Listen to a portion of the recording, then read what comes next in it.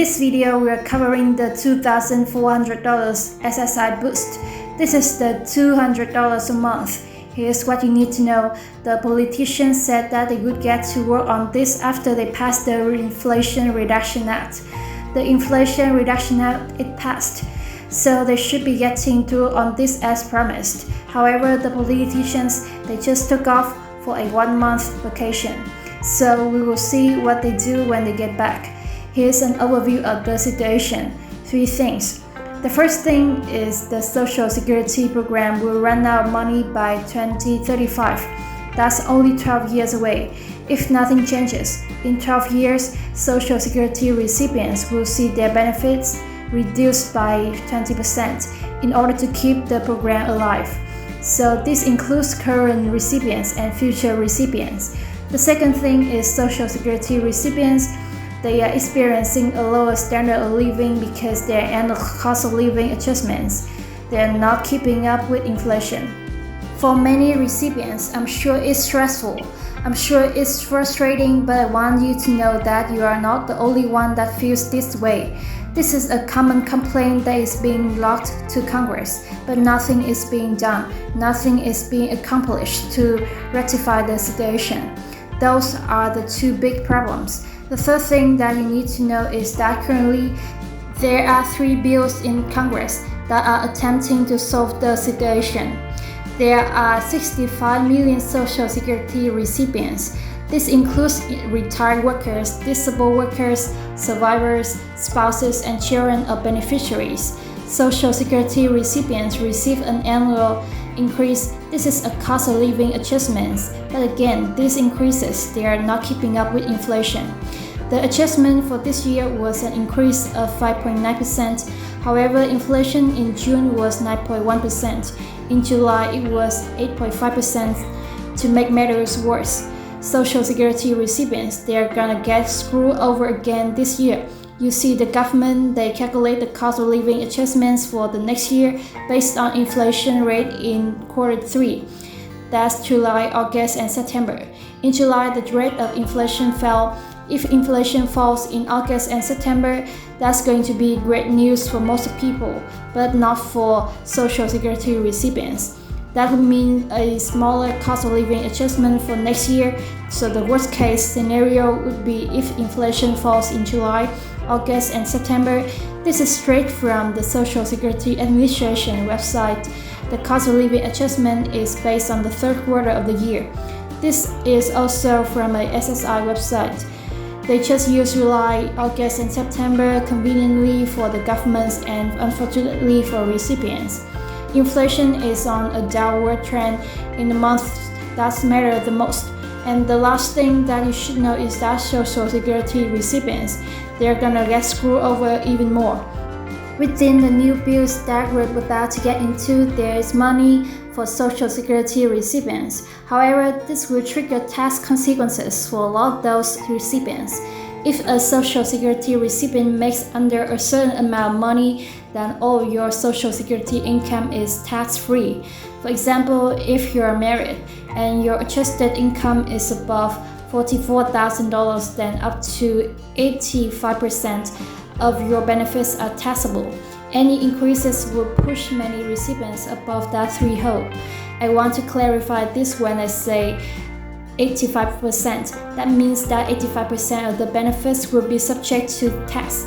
And one last thing, so the government is saying that the Social Security program, it will run out of money in 12 years. This does not mean that the recipients will stop receiving payments. It means that your payments will be reduced. So everybody's including future recipients and current recipients. Now let's go over the 3 bills that the politicians are supposed to get to work on once they get back. The first bill is the Social Security Expansion Act. This is the bill that will give a permanent increase of $200 a month on. So the government, they will also modify the method to determine the annual cost of living adjustments. So the government, they've been using the Consumer Price Index for urban wage earners and clerical workers. This is known as the CPIW.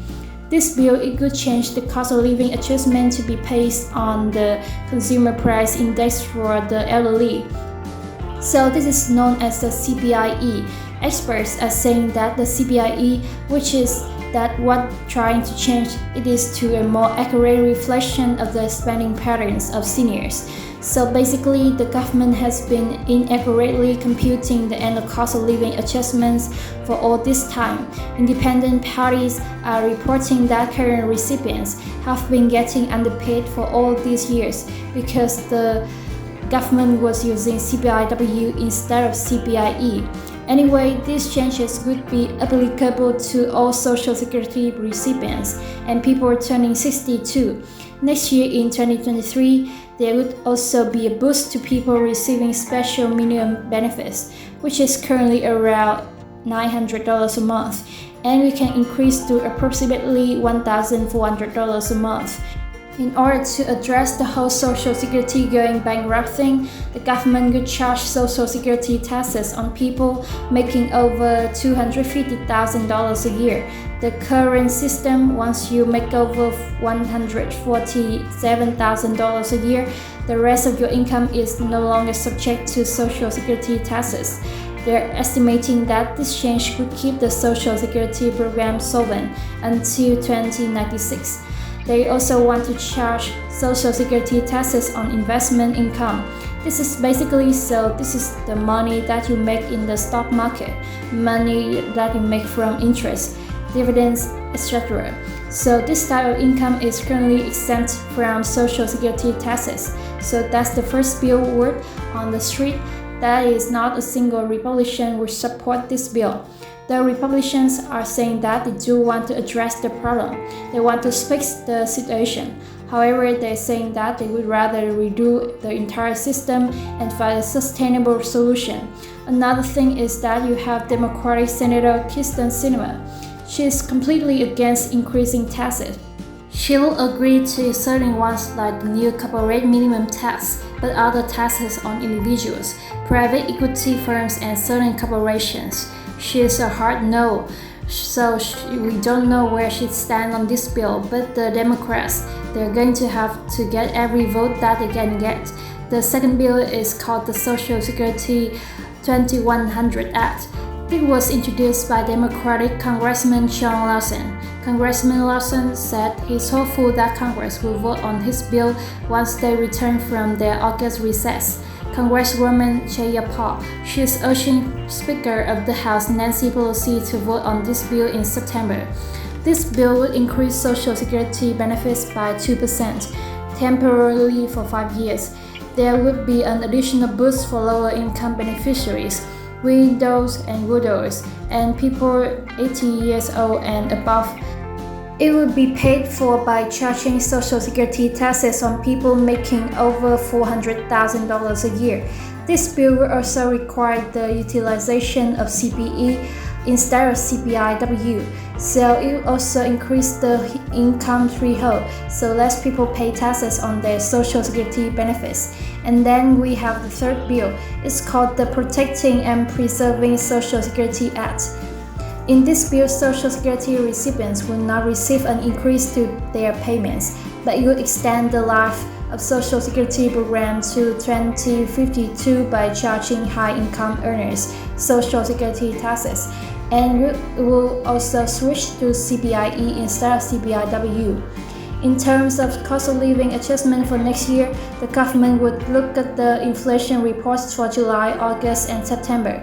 They are going to announce the increase in October, which will go into effect for December, which is paid out in January.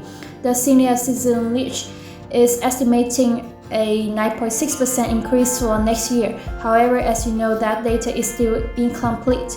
The average monthly benefit is $1,656. A 9.6% increase would be an extra $159 a month. Thank you for the support, and I wish you a very nice day.